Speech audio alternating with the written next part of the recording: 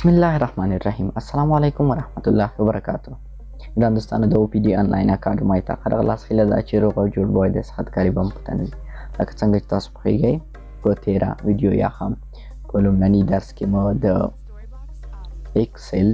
په اړه یو څه عمومي معلومات تاسو ته درکړل، یو څه د ایکسل 2019 سره اشنا کړل. نو دوستانو نن راځم یو څه مخکې ځم د ایکسل دوهمه برخه ده یا هم دوهمه ویډیو ده. یو څه په دې اړه خبرې وکړو څنګه په ایکسل کې یوه لیکنه کولی شو، څنګه یې هغه ایډیټ کولی شو یا هم تغییر پکې راوستلی شو. نو دوستانو کله چې تاسو د ایکسل محیط ته داخل شئ، زه به د برخې یو څه زوم کوم تر څو بهتره معلومه شي.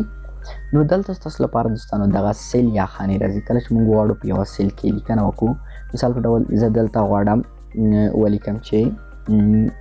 نیم، دلته غواړم ولیکم نیم، دلته غواړم ولیکم چې فرض مثال فادر نیم، همداسې دلته ولیکم چې رول نو، او دلته ولیکم دوستانو فرض مثال چې پیس یعنی هم پی. نو کله دوستانو زه غواړم دلته لیکنه وکړم یا هغه په دا خانو کې چې موږ کله لیکنه کوو، یو ځل کلیک کولو سره کله چې موږ یو کلیک په یوه خانه کې وکړو، هغه خانه زموږ لپاره که خالی وه زموږ لپاره د لیکلو لپاره جوړېږي، خو که خالی نه وه ډبل کلیک وکړو چې زموږ لپاره تر څو انتخاب شي. که چیرې ډبل کلیک مو ونه کړلو په هغه خانه کې مو لیکل شروع کړل، نو هغه څه چې په هغه خانه کې موجود وي لمانځه ځي. پر مثال دوستانو زه راځم دغه خانه کې یو کلیک کوم، کله چې زه ولیکم نور لیکل په مکمل ډول لمانځه ځي. د دغې برخې دوستانو تاسو ډېر فکر وي، یعنې دغه پوینټ مهم دی تر څو تاسو ځینې وخت شاید ډېر لیکل هم پکې کړي یا هم ځینې فارمولې هم پکې لیکلی وي، که هغه درنه ډیلیټ شي نو څه مشکل جوړوي. نو د دې لپاره کوشش کوئ چې فقط غواړئ ایډیټ کړئ ډبل کلیک کوئ، که غواړئ هغه خانه خالي وه یو کلیک کوئ ستاسو لپاره د لیکلو وړ ګرځي. نو دا خانه دوستانو کوم چې ما پاک کړله. نو کله چې دوستانو وغواړو دغه خانې برابرې کړو، یعنې زه غواړم دوستانو دغه خانه یو څه کمه کړم، دغه هم یو څه راوړم، دغه هم کوچنی کوم یو څه.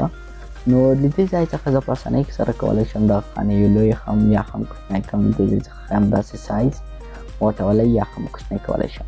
دلته پر مثال دوستانو زه لیکم چې علي، دلته هم لیکم ولی احمد.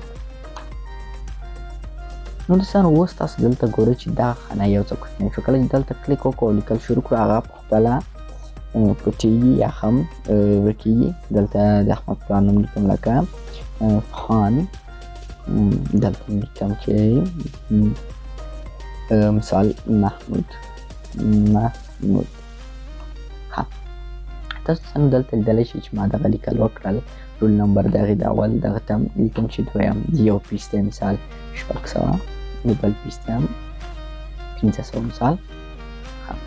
نو دوستانو کله چې تاسو غواړئ دا خانې بیا هم ترتیب کړئ، دغې ځای څخه تاسو ته مو وویل چې په اسانۍ سره کولی شئ چې دا خانې ترتیب کړئ. مثال دا خانه زه غواړم چې یو څه غټه شي تر څو بهتره معلومه شي ستاسو لپاره. دغه هم یو څه غټوم، یو څه نورم که لږه څه کوچنی کوم. دوستان دې لپاره چې دغه خانه یعنې موږ چې کله وغواړو مکمل یو ستون سلیکټ کړو یا هم یو مکمل کالمن سلیکټ کړو، فقط دغه د انګلیسۍ نوم باندې یا هم دلته دغه سر خانه چې ده دغه کلیک کوو، زموږ لپاره مکمل دغه ستون بلاک کېږي. کله چې همداسې عمل د ایرو سره وکړو، هغه زموږ لپاره یو سطر بلاک کوي. دغه لپاره دوستان دغه لیکل مې یو څه منظم کړي وي. مثال زه دغه بلاک کوم، دغه د کوم برخې چې وروسته به په دې اړه خبرې وکړو، دغه دا یو څه منظم کوم. مثال غواړم دلته ډبل کلیک کوم،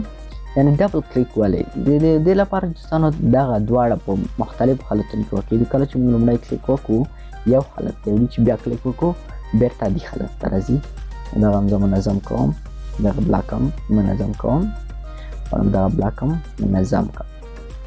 نو د دې ځای څخه په ډېره اسانۍ سره کولی شم چې د بلاک ایډیټ وکړم یا هم برابرې کړم. ځینې وخت دوستانو موږ چې کله پر مثال دلته دغه تاسو پیس وینئ چې ما لیکلی دی، مثال دغې ته کرنسي لیکم. تاسو کوشش وکړئ دوستانو کرنسي په دغه اوله خانه کې ورته ولیکئ، ځکه ډېر وخت تاسو دغه ایکسل په خپله تاسو لپاره دغه جمع کوي، نو هغه فقط اعداد اخلي، یعنې اعداد چې دي هغه جمع کوي، هغه پېژني، حروف نشي اخیستلی، کېدای شي ځینې وخت مشکلو سره مخامخ شي. نو زه دلته دوستانو ورته لیکم چې ډبل کلیک کوم دلته دوستانو لیکم چې پیسې په ډالر دی مثال دلته یو قوس اچوم مثال زه لیکم چې پیس یعنی دغه د ډالرو ده یعنی پیس په ډالر دی نو ډېر اسانۍ سره کولی شو دوستانو دغه ایډیټ کو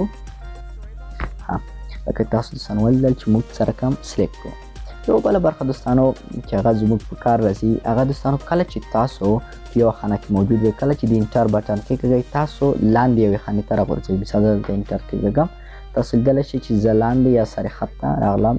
که غواړئ چې مخامخ خانې ته لاړ شئ د ټیپ بټن په کېږلو سره تاسو مخامخ خانې ته تللی شئ چې دغه کار دوستانو د ایرو باټنز په واسطه هم کولی شئ چې هر طرف ته یې کېږئ هغه طرف ته مو وړي د ماوس په واسطه هم ترسره کېږي خو بهتره خبره دغه ده چې د کیبورډ سره اشنا شئ په کیبورډ سره ستاسو د کار سرعت ډېر تیزیږي یعنې ځینې وخت کیدای شي تاسو ډېر اسناد ولرئ د دې لپاره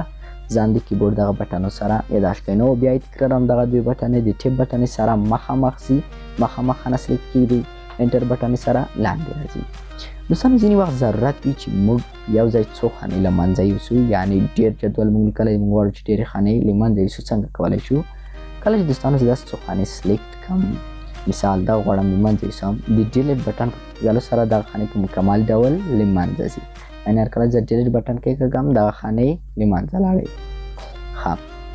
ځینې وخت دوستانو فرض مثال ما دلته کلیک وکړو فرض مثال یو کلیک چې وکړو زه چې دلته کوم بټن ووهم هغه نور لیکل چې دی مکمل ډول له منځه ځي د دې دپاره چې زه نه غواړم پښیمانه شوم بیرته هغه لیکل خپل حالت ته راشي د اسکیپ بټن په کېږلو سره یا هم د ای اس کې د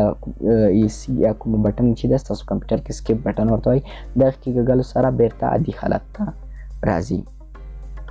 نو دوستانو په دې باندې شاید هیله ده چې پوهېدلي وای بل دوستانو دلته د کویک اکسس برخه کې د ریډیو او انډیو بټن دي اول دوستانو د انډیو بټنو سره یعنی یوه مرحله مخکې راځو د البته یو مرحله شاته ځو د ریډیو بټن سره یو مرحله مخکې ځو مثال دوستانو کله چې زه دلته پر مثال ما دغه لیکل پاک کړل د دې لپاره زه بیرته پښیمانه شوم بیرته دغه لاسته راوړم نو د انډیو بټن په کېږلو سره دغه بیرته راځي کله چې ریډیو بټن کېږم بیرته هغه حالت یعنی شاته وځي دوستانو تاسو لیدلی شئ دغه یې پاک کړو دغه پلشیم چې دی دغه غش په کېږلو سره دوستانو مونږ چې هر څومره ایډیټ کړی هغه زوم هم چې کړی دی هغه زموږ لپاره ښایي یعنې زه چې څومره دلته سلیکټ کړم هغې په اندازه مخکې تللی شم مثال دوستانو دلته زه غواړم چې څو مرحلې لاړ شم یعنې دغه ځای ته راشم دوستانو هغلته څومره مخکې تللي وو د هغې په اندازه مو ریډیو په واسطه بېرته عادي حالت ته راوړلی شم تاسو لیدلی شئ دوستانو چې کوم ایډیټونه ته ما کلیک هم کړی دی هغه هم زما لپاره راوړلو بل دوستانو د ځینې خانو سلیکټ کول یعنې کله چې تاسو ماوس کې خپل کلیک ټینګ ونیسئ دغه کې لیفټ کلیک تاسو کولی شئ خانې سلیکټ کړئ په خپله خوښه او د کنټرول بټن په نیولو سره تاسو چې هره خانه کې کلیک کوئ هغه ستاسو لپاره سلیکټ کیږي یعنې ډبل کلیک تاسو بېلابېلې خانې سلیکټ کولی شئ په یو وخت کې له منځه وړلی شئ نو دوستانو دغه سلیکټ کول ځینې وخت د دې په خاطر ضروري وي چې موږ یو ډېر څه غواړو په یو ور ایډیټ کړو مثال دوستانو زه غواړم چې دغه څخه مکمله ایډیټ کړم یا مثال دغسې حالت ورته غوره کړم یا هم ځینې رنګونه ورکړم مثال زما لپاره دغه په سور رنګ کې نو په یو ځای کولی شو چې هغه مکمل ډول سلیکټ کړو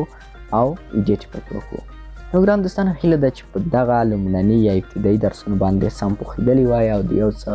پوهه لمن مو شوی د دې لپاره چې په ښه ډول مو زده شي نو تمرین مه هېروئ حتما دغه ټولې برخې